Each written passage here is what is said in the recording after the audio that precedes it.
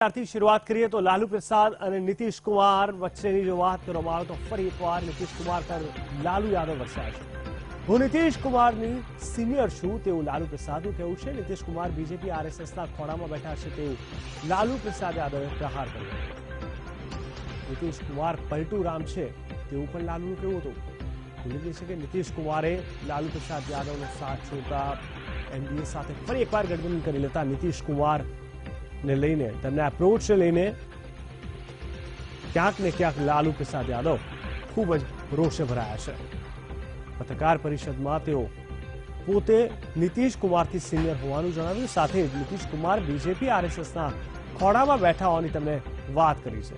સાથે તેઓ નીતિશ કુમારથી સિનિયર હોવાનો રાગ પર તેઓ અલાપ્યો, સાથે જ કહ્યું કે નીતિશ કુમાર પલટુ રામ છે।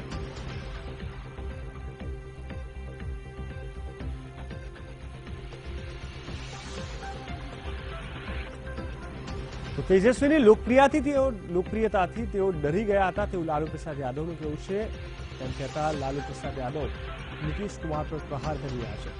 સ્વાભાવિક રીતે બિહારની અત્યારની જે પરિસ્થિતિ છે તેને જોતા લાલુ પ્રસાદ યાદવ માટે લોકસભામાં 2019માં નરેન્દ્ર મોદીને રોકવા લગભગ મુશ્કેલથી અસંભવ બનતું થઈ ગયું છે, કારણ કે એક બાદ એક તમામ લોકો બીજેપી તથા એનડીએ સાથે આવી રહ્યા છે।